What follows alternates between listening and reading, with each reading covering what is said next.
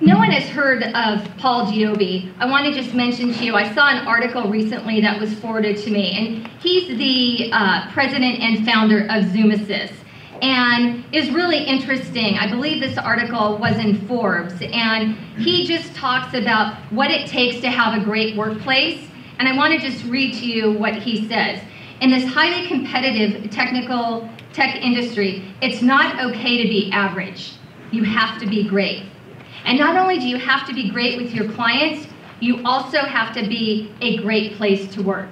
And if you just think about that, I'm guessing that no one in this room wants to be average. You want to be above average, and so do we. And so Paul really sums it up nicely. And so with that, we're going to segue into our panelist discussion. And we've got Steve Churm. For those of you who have not heard of Steve Churm before, he started Churm Media, and the Register was fortunate enough to purchase his company about 1.5 years ago. It'll be 2 years this December. And so Steve spearheads a number of different initiatives and events with Freedom Communications. And so I'd like to welcome you this morning, Steve, and thank you for being so willing to facilitate this for us. Thank you very much. Great. Thank you, Elizabeth, very much. I'll use the microphone, but I wander, I talk loud. You shouldn't miss me. You'll never lose track of me, I promise, okay? So welcome. I'd like to echo certainly what Elizabeth had to say. I think a hallmark of any company is a company that is populated with individuals that want to learn, that want to grow. Just meeting one of the panelists this morning, we were talking about millennials and what they're after in terms of looking for a place to sort of plant their flag. And it really is about the mission and the objective, excuse me. And I think the fact that you're here early on a Tuesday morning, election day, by the way, I have voted, so I'm very proud of that. If you haven't, please do. The fact that you're here early says something and speaks volumes about you as a professional and about your company and their commitment to continue to develop and create the kind of atmosphere in which we are forward thinking. So congratulations to all of you for being here early. You know, yes, it is a Tuesday, June 3rd, but it's much more than the first Tuesday in June, Election Day. It could be the first day that you think about changing 1, 2, or 3 things about your workspace that may put you, your team, and your company on the path to becoming a top workplace.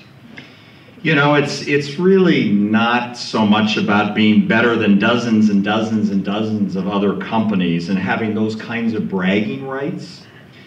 For me, and I think for so many, it's about being better so that your bottom line is way better. Performance and profitability separate companies,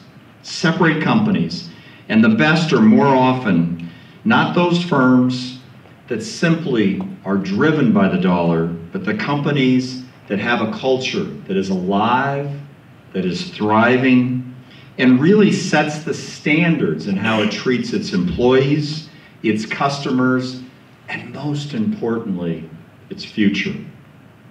The ingredients for a winning culture can vary based on industry, and we have a lot of different companies and industries represented here today. Can vary based on the industry, the region, and frankly, the style of leadership. But more often than not, my experience in reporting on companies as a journalist for 15 years at 4 California newspapers, including the Register long ago and the LA Times. In my experience as a business owner and entrepreneur for more than 2 decades, and now here proudly for the last 18 months as part of one of the most interesting media stories in the world today.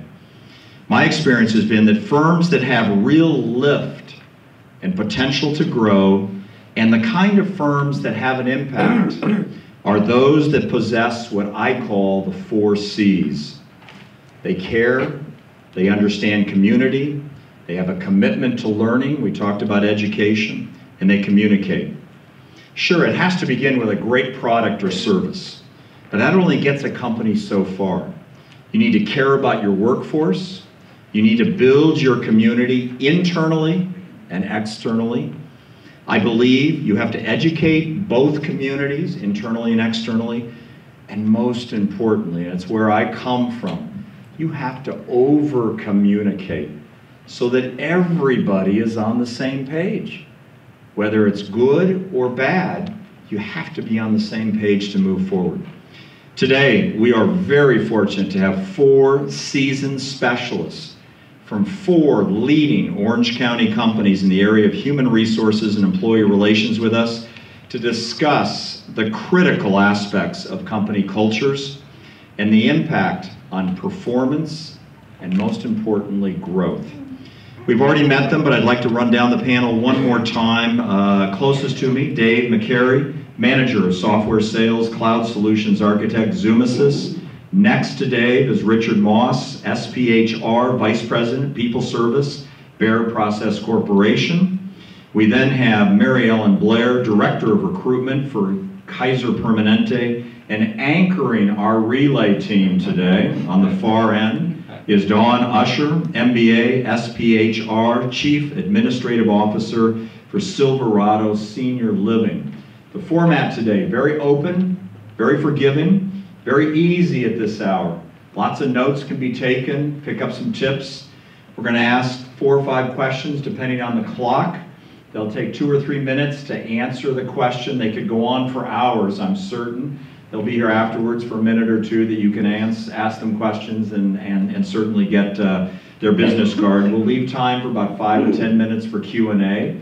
And with that, panelists, are you ready? You have some water? You need some coffee?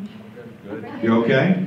Mary Ellen, you're here in case we have any health issues on the panel, okay? From Kaiser, okay? You need to help us on that, okay? So the first question, I'm going to start right here with you, Dave, on this end, and we'll go right down the line, then we'll mix up the order as we go. What are the 2 or 3 key ingredients or qualities needed to build a winning corporate or office culture? Zumasys, widely known as a great place to work right now. So there's obviously something special going on. Give us 2 or 3 of those ingredients. Take 2 or 3 minutes, and then we'll hear from the other panelists. Sure. At Zumasys, we really decided that, of course, profits are important. You got to make money. You got to keep the bottom line, at a place where you're continuing to drive forward. But it doesn't need to be the only thing. And so what we determined was that we would equally hold in importance the culture, right? The way we treat our employees, make it a place where they want to come to work. The community itself around us, that when life is good and we're making money, we're going to pour some back into our local community. And that our customers are also equally important, right? The idea that everything should be a win-win. That if you come to work for Zumasys and you help us make money as a company, you should also be benefiting and growing. Same for our customers, that every deal should be a win. And it is the idea that nobody should come out on top alone. Not the company, not the bottom line, not the community, not the customer, but that all of that can actually be done simultaneously. You can run a great company, impact your community, and you can make a profit doing it. And we just decided that that would be the standard, and then we've been chasing it ever since, imperfectly, with lots of room to grow, but we've been chasing that ever since. Terrific, thank you. Richard, I think half my house is painted with BEHR paints, so thank you. Why don't you paint us the story of why your culture is working? Sure. At BEHR, we want our people to come to work every single day. We want them to be happy. And, doing things for them, because they're working hard for us, is an important philosophy for us. We reward and recognize our people. We're a manufacturing environment, so it's a very physically demanding environment. And we work hard to reward, recognize, and celebrate achievements with our team. And they work hard, very, very, very hard every single day. So that's one of the key importance. Building trust has been very important to us. So we are an open door employer. We are very, very much a communicative company where we talk with our people very openly, from everything about our issues and warts to our profitability. We are open with our communication and dialogue, and we encourage it back from our teams. And I think also our people are very proud of being part of winning brands. The BEHR name, the BEHR product is a premium product. They're very happy to be associated. I'm very happy to be associated with a premium product. Our Hills brand is a top-rated product. There's a lot to be said to being associated with a winning brand, having pride in your company, and having pride in what you are creating that's going out to customers. You know, we have a lot of BEHR wear, or we call it coatings clothing, that our people love to wear. And when you're stopped at the store, when you're stopped in the market or at a gas station and said, I use your product, my house is painted with it. There's a lot to be said for that. And that affinity to the company and the brand means a lot. And we believe that our team have that pride and affinity because we make it a great place to work. So that's part of our philosophy. And when you talk about a brand that has awareness, as you hand the microphone to Mary Ellen, you certainly, Kaiser is one of those very, very prominent brands. I think of Thrive, I think of the positive energy that comes from that. I can only imagine how that translates internally into the organization. Mary Ellen, share a little bit about Kaiser and culture and the ingredients that go into that company. Well, to follow up, we've also, we've won a lot of awards, J.D. Powers, Consumer Reports, so we're constantly recognizing the employees love that, being part of a winning team. From a leadership perspective, we've narrowed it down to motivating and supporting and resolving conflict, being trustworthy, being transparent, being honest. We came up with an acronym, it's called ICOUNT for each employee, and we did it by pulling a group together to say, what are we all about? And so it's, the C is for connect, connecting with each other, connecting with our members.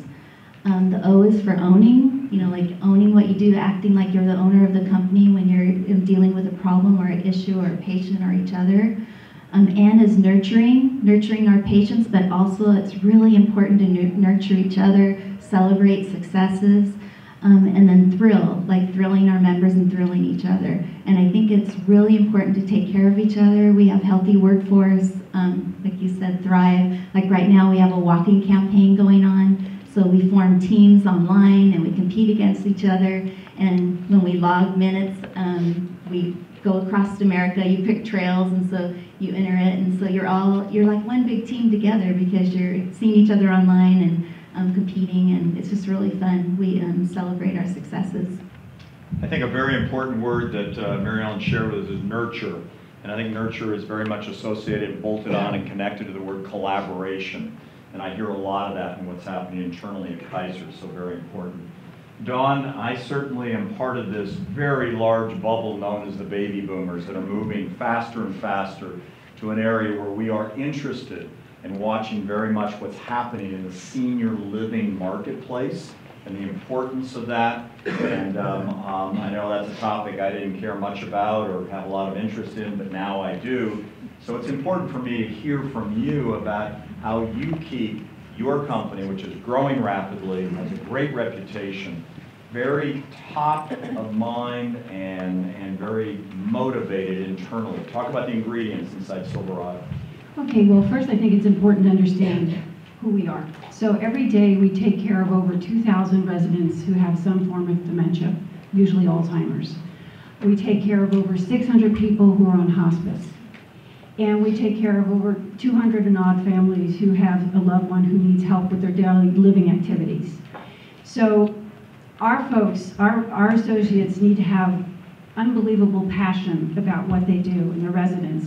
And frankly, that's how we win our Best Places to Work contest, because our employees love the residents. They love what they do. They know every day when they leave, they have made a difference in somebody's lives, usually more than one. They've made a difference in the lives of the resident, the patient, the family, and hopefully another employee. So the first and foremost is you absolutely have to be passionate about what we do and why we do it. And a lot of people come to us because they've had personal experiences. As we age and our grandparents are aging and our parents are aging, a lot of folks have come to us because they've had a member of their family be touched with some form of dementia or go through hospice. So passion, absolutely. You have to be aligned with our values. We want to change the way people with dementia are treated. And that's what our CEO, Lauren Shook, started the company for 16 years ago. So if you're not passionate, if you can't get around our vision, our values, and what we want to do, then it's not a good fit, and that's okay. And then the last is our love greater than fear operating philosophy. And this throws people like, what, love, what? Love in the workplace. When we first started talking about this, I was like, can we not say like a lot? I mean, love is a tough word to use in a workplace. But what it means is that we treat people the way we want to be treated. We treat them with kindness. We address issues immediately, because if we love people, we want them to have the absolute best employment experience. So if they're not performing in their job, we don't wait until we're so frustrated that we blow up and tell them how we're frustrated. We talk to them immediately. So it's treating people how we want to be treated. And that in turn is magic. And yes, there's a lot of hugging, there's a lot of patting on the back, but it's really treating people kindly and loving them and wanting the best for them. And when people know that you want the best for them, they are willing to do whatever it takes to get the job done. Terrific. That's a very powerful word, love, and it certainly comes very close to trust. And trust is essential to, I think, company growth, and fascinating. I'm going to ask each of you to cite a specific example or two within your company, or a program or two, that you really believe has contributed to the successful culture that you've created, so that all of our guests today can walk away with maybe an idea or two that they could bolt on to their own workplace. So if there's a specific sort of activity or policy or something they can look to that has been very positive in creating this culture. And Mary Ellen, I'm going to come to you first, if you would think about it and share one or two of those kind of special aspects of Kaiser. Well, we have a climate survey called People Pulse that we do once a year, and it measures work index, like the management, the leadership style. Do they, are they thrilled to work at Kaiser? Do they trust the physicians? And we rate really, really high. And so that validates, that we're doing a good job. I think that the scores have gone up because of two things. We require managers to do rounding. So once a month they have to meet with each employee, and they ask them about, what's frustrating you, is there a process that's not working well? And then they also ask, who's helped you? And the employees will say, so-and-so in another department was really helpful. And at that point, the manager writes that other person a thank you note. And each manager writes probably 8 to 10 thank you notes a month. And they send them to they're handwritten, and they go to the employee's home. And you can't believe how excited employees get. They put them on their refrigerator, they come to work, they talk about them, they share them with their family. And they even sometimes write thank you notes to the family. Mary Ellen works really hard, and she did this great project, and you can't believe the brightness, and the employees are just thrilled with getting those notes. That's terrific. I think it's oftentimes we overlook it, and when I ran my own company, the idea that there is a family attached to that employee, and that family we don't see often. Oftentimes that employee spends more time with us than they do their own family, so that handwritten note mailed home can make a significant impact for that wider but very important network that supports that employee and allows that employee really to come every day in the right mindset and proud about their job. So great example. Dave, talk about Zumasys. Is there an example or two of an activity or a program that this company has adopted that's made a difference in your life? Yeah, this is actually a really easy question for Zumasys to answer. In 2009, the recession hit, and though we tightened our belts like everybody else, we decided that we didn't want to participate. It sucked, and it wasn't fun. So we did enable our employees to help us to tighten our belts, but at the same time, looks like we got a battery going out here. At the same time, it's hard to even share this story, it's a little crazy. In 2009, we determined that we wanted to make a difference in the lives of our employees and really add into the funness of the event. I'm going to switch with you. I think everybody can hear me, so there you go. Try that. So we started the international travel program, and to this day, once a quarter, actually 5 times a year, we take the ranking employee by tenure who is not already gone. We give them $4,000 and a week of paid time off. There are 2 rules. You must leave the continent, and at the next company meeting, you bring back pictures and stories to share. We've had people go all over the world. I went on a 7 years later honeymoon with my wife in Bali, and it turns heads, everybody's eyes widen when we say it, but if you run a company, think about the numbers. It's 20 grand. It's 20 grand. We spend that on coffee and soda in a year. So from a business perspective, it's a really minimal impact, but from an employee perspective, I mean, I have a lifetime memory of that trip with my wife, so does every other employee who's gone. The other thing that we did was when the economy picked back up, because we're a cloud services provider and we started 8 years ago, we were way ahead of the game. And when the economy picked up, it was really good to us. And in that first year, 2011, where we just were rolling in the money, quite frankly, we decided it was time to give back. And so we started the Happiness is a Choice. We take 1% of our net income, 1% of our net revenues, non-income or GP, and we give it away to nonprofits. When you get a quote from us, it says, this is your quote amount, and this is how much we're going to give to nonprofits. 10% of that fund is for our employees, for their neighbors. You can have a single mom next door whose car breaks down, you need $800 to fix it, send in a grant request, 24 hours later we'll give you $800, you go give it to your neighbor so she can fix her car. Enabling our employees to make an impact, and then our customers can actually say, our 1%, we would like you to give it to this nonprofit organization in our community. And so we're enabling customers and employees to actually make a direct impact on the people around them, and both of those programs have been revolutionary at Zumasys. That's terrific. The Register doesn't know it, but I'm going to apply at Zumasys this afternoon. This is my last act here. Our Director of Talent is Jennifer M. at Zumasys.com. Terrific, thank you.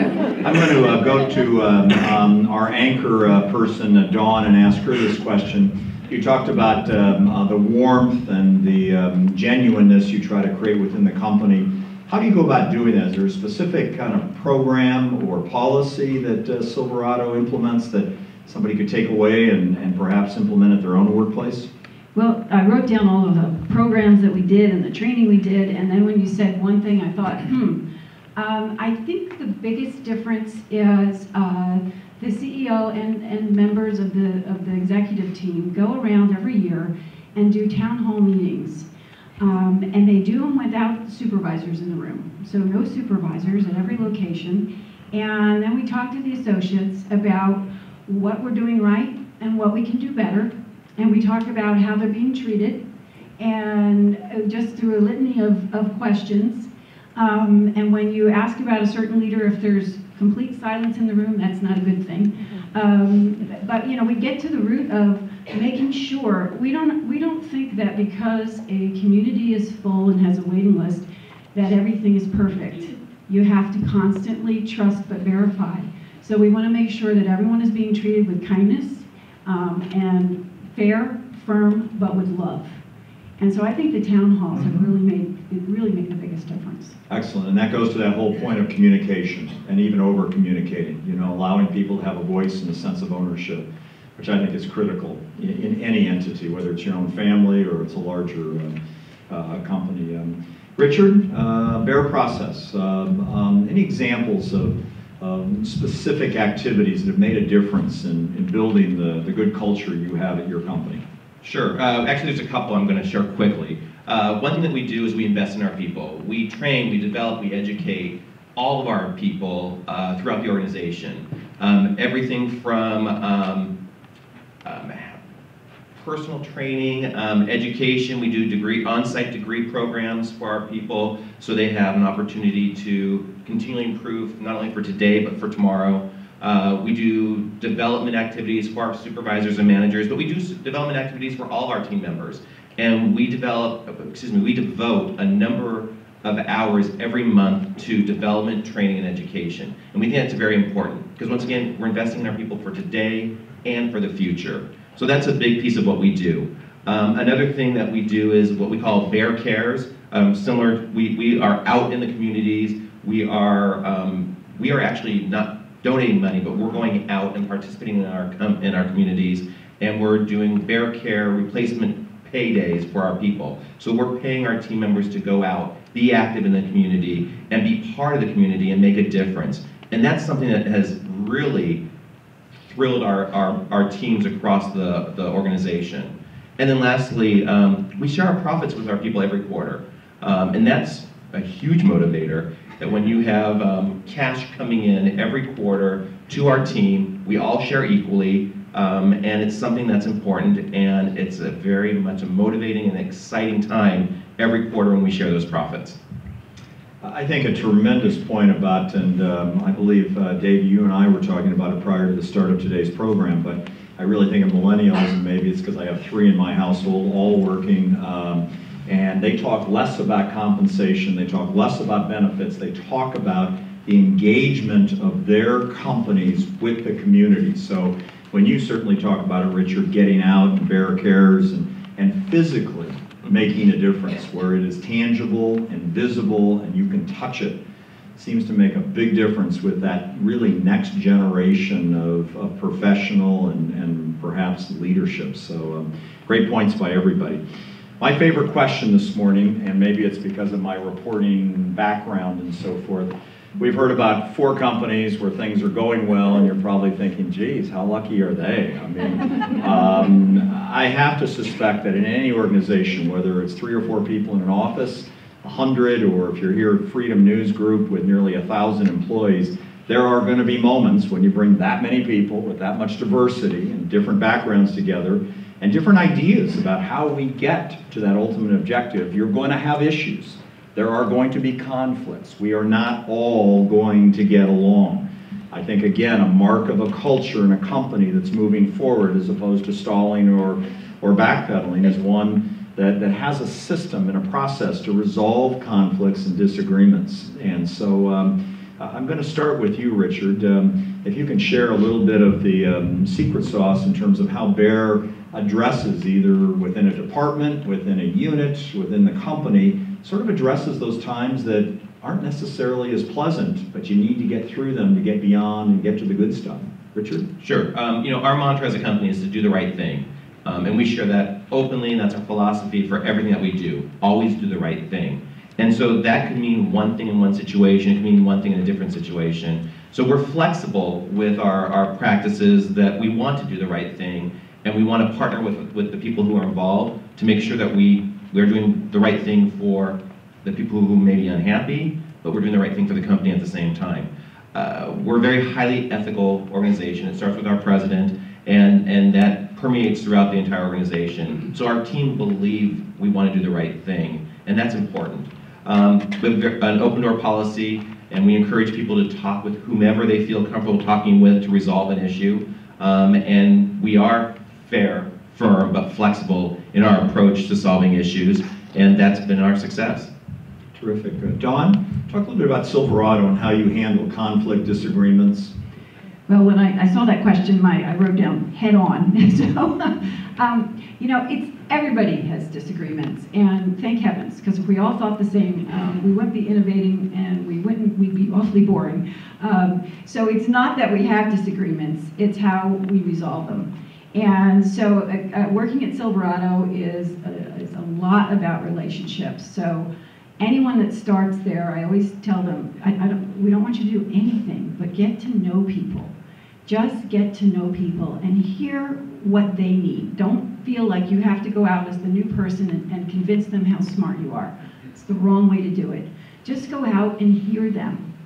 And then when conflicts come up, you have a relationship for which to have a conversation. And it doesn't become about the people, it becomes about the process. Because isn't it 99% of the time about the process? But when you don't have the relationship, it becomes about the people, and then you get the finger crossing.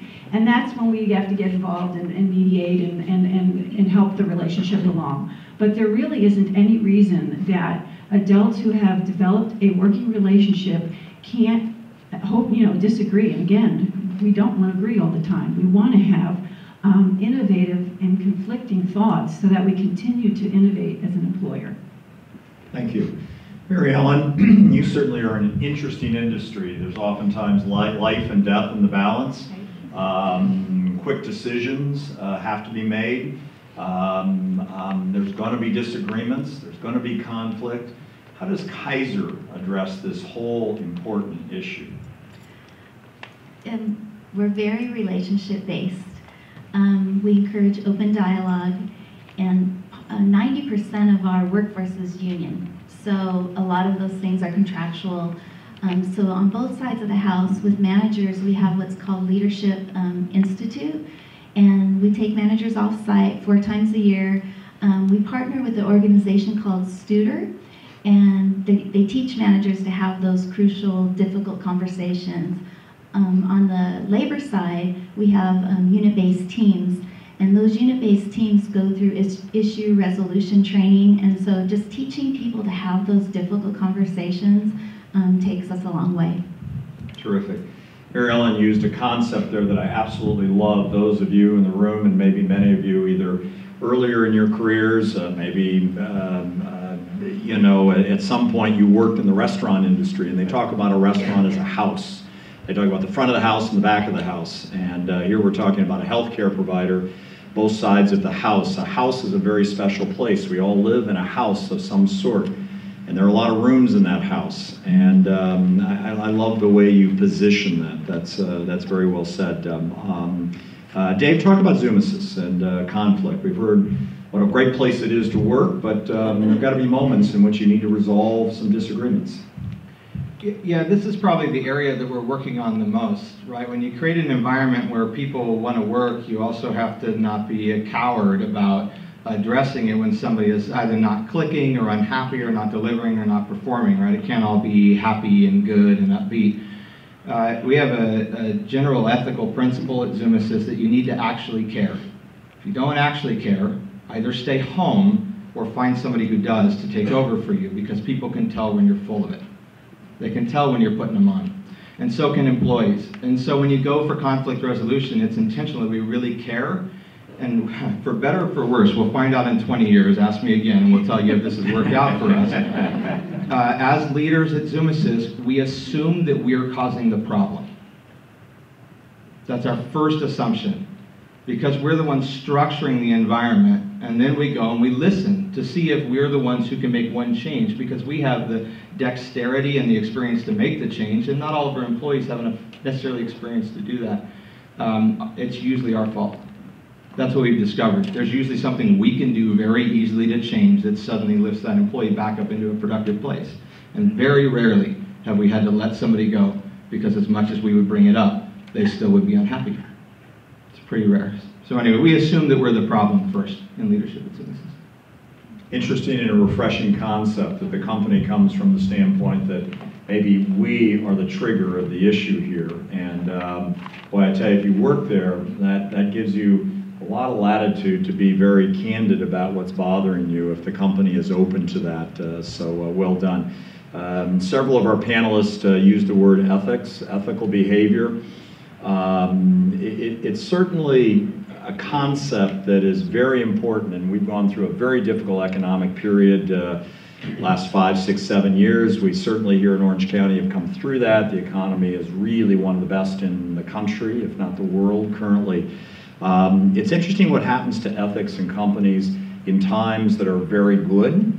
It's easy to be introspective and to take a look at your ethics when things aren't going well with the economy. You get sort of thoughtful about it, and then when it's the go-go time and things are going well and profits, some companies lose sight of that ethics compass, and it sounds like we have 4 companies here that have not lost sight of that, no matter how well they're doing, and that's important to invest the time in that. So very good. You all spend a great deal of time, money, thought, structure, policy to create these cultures that you're comfortable with and are growing and are models. That's why you're here today. So when you bring somebody new into your company, all right, you go out and hire somebody. What's the process look like to vet that person to make sure that when they come in, they're not going to rob your company of that culture or begin to undermine that? And I'm going to start with you, Dave. When you do the hiring, what kinds of either questions or attributes are you looking for in a new hire that's going to further what you've spent a great deal of resources to build? I think sometimes that we have been succeeding and winning at Zumasys out of dumb luck. That's how it feels sometimes, because the process of hiring people, of hiring talent, there's not like a recipe that you can just put on it and that recipe gets you all the good people. If it was, none of us would have challenging employees. We would have already figured out, and it's not just science. So we have to do a balance between the science of it. So we're obsessed with learning about how employees work and how brains work, right? It was only 15 years ago we took the first picture of the inside of a brain and what was happening in it. So we've only just started to learn how we are and why we behave and what inspires and modifies us. And so we read books like The Happiness Advantage by Sean Achor, which is an absolute must-read. That's the one book I know of that publishes all the scientific studies around the effect of happy employees on productivity. It's a great book. It's The Happiness Advantage. And books like The Great Game of Business and things like that. And then we mix that with getting to know who they are. You're married, you have kids, what do you do for a hobby? Actually getting to know the human being tells us a lot about whether they're going to fit in, right? Our most important question right now is, how do you serve your community? What's your thing? If they don't have one, they're probably not a good candidate. Terrific. That's The Happiness Advantage, is that right? Is that the name of the book, Dave? Yeah, The Happiness Advantage, Sean Achor. There's also a TED Talks. It's one of the most watched on TED Talks. It's brilliant. I'm getting a couple of nods to people who've seen it. He's wonderful. The biggest difference between really successful team members and those who aren't are the ones that spend a little extra time outside of work developing themselves. And here you've just been given a little cue here on what to look for. And if you don't want to read, you certainly go online. The TED Talks are great. Richard, talk about how you hire at BEHR and what you look for in a new associate. You know, we're able to find a number of candidates and applicants that have the skills we're looking for just about every job that we have posted. But we're always looking for the right individual who's going to fit our culture. We look for people who are nice. We look for people who are respectful. We can train on anything, but you can't train someone to be nice, someone to care, someone who's going to be respectful. And that's important to us. So we use behavioral-based questioning based on the role and the work group that they're going to be working with. And as much as our candidates hate it, they may go through 5, 7, sometimes 9 different interviews or discussions with people through the organization. And the group always meet, compare notes, discuss, argue, and we make that final decision. It's a decision that we hope is for life. And so we take it very seriously. And it's something that is a very long process, it's very tedious, but we find that the behavioral-based questions are a key part of it. Terrific. Mary Ellen, how about Kaiser? So this is going to be really hard to keep to 4 minutes because this is my passion. So you nailed it. Culture trumps strategy every day. You have to build a good culture. At Kaiser Permanente, again, we're really, really lucky. We have 7 million people apply a year on our website. And so we have to narrow that down. So we use qualifying questions, of course, to figure out who's qualified. And then from that point, we use assessments, and they're all around caring, compassion, empathy, and that's what we're looking for. So we have a lot of, I'll use registered nurses, for example. We have a lot of registered nurses that want to work at Kaiser. They meet the qualifications, so they get through the door as far as that first hurdle of interview, but we don't care if they meet the qualifications if they don't care and they're not empathetic, because that's how they're going to treat our patients. And so what we do is that once they meet the qualifications, the assessments, we put them through what's called a group interview. So there might be 20 people in the room, and we put them through exercises. And do we care their answers? Absolutely. But what we're really watching for is how are they treating each other that day? We have them introduce each other. And are they throwing each other under the bus? So I may be introducing you, and either I'm really building you up and making you look really good for that interview, or I'm trying to make you look really bad. I'm like, poor guy, he's been fired from the last 3 jobs. But it wasn't his fault. It's his managers. He's had 3 horrible managers. So we can see through that. You know, or do they take the time to even listen what the other person said about them? And it's really interesting to see, and then we eliminate quite a few people from that process. The next process is they go through a one-on-one interview, and that's when we're looking at the clinical competencies, or if they're call center, we look for that. And we use, again, behavioral-based questions to see, because it's going to predict what if they do in the past is going to predict what they do in the future. So it's important for us to go through a really rigorous process with our candidates because they do add to that culture.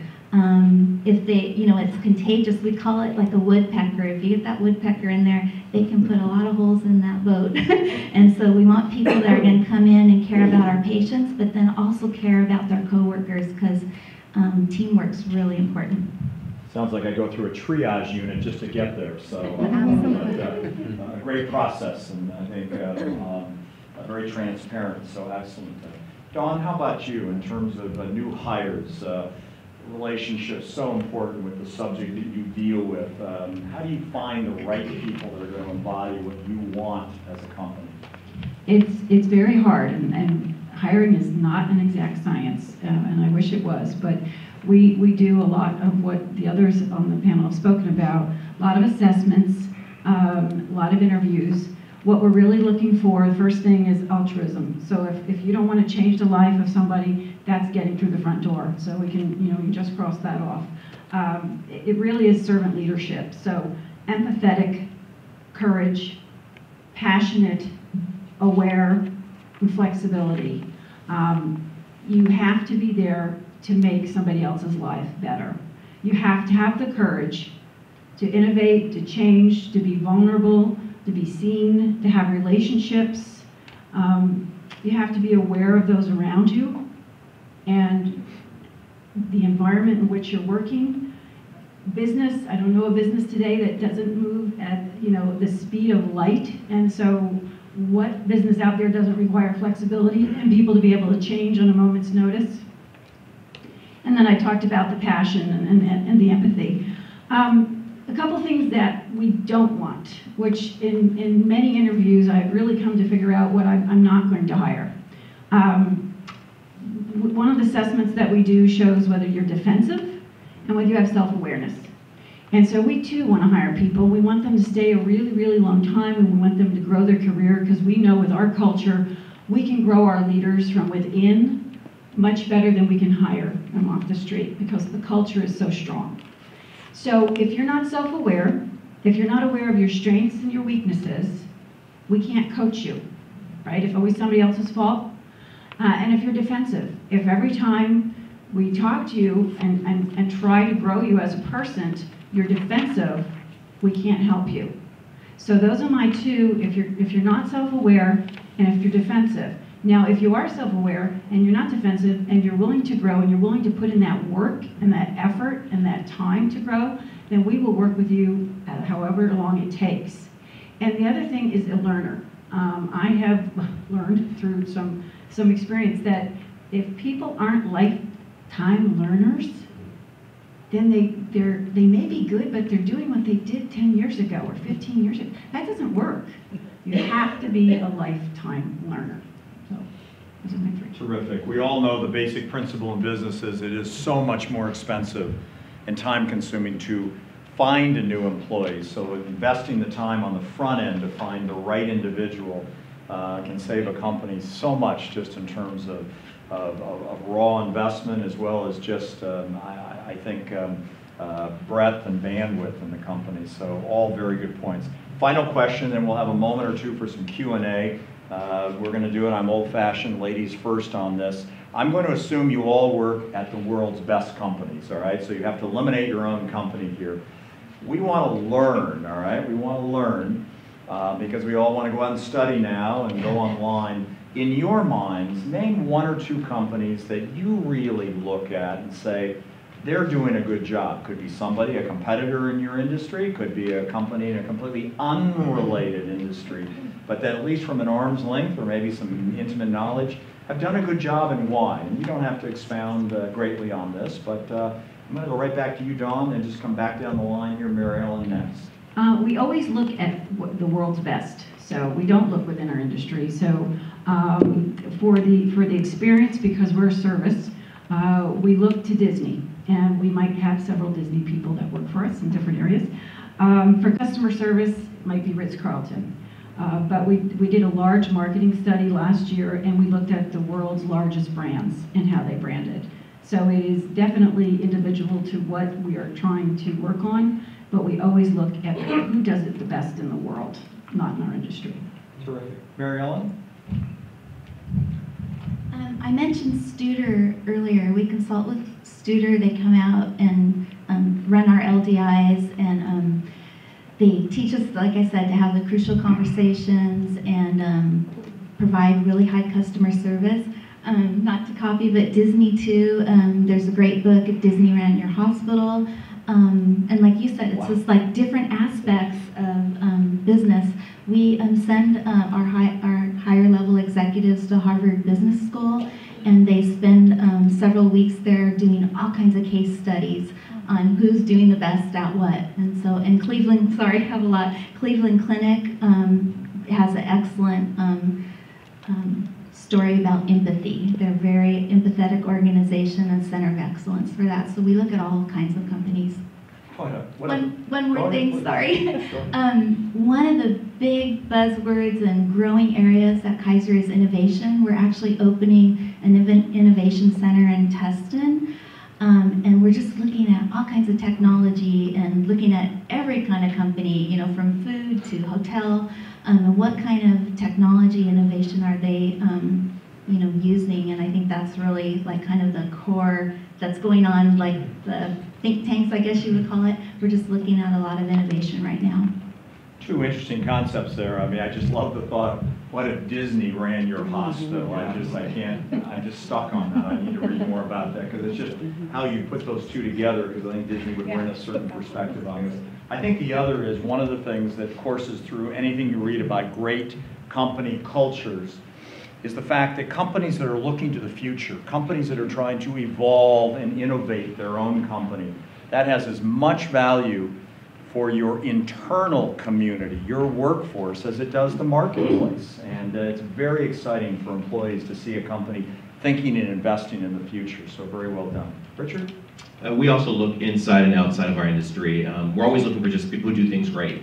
And so there's always a number of companies that we're looking at. But right now, you know, there's a company, we're talking a lot about virtual work or telecommuting as a possible perk for our employees. Mars has done a great job with that, and so we've really keyed in on Mars as a company that we're looking at from a best practice standpoint. And then you know, I spent some time back east for BEHR for about 5 years, and there's a company that I had just personal experience with, and I met some people who work there. It's called Sheetz, and they're a convenience store, gas station, deli, real tough environment. And they've done some great things, very innovative things with their employees.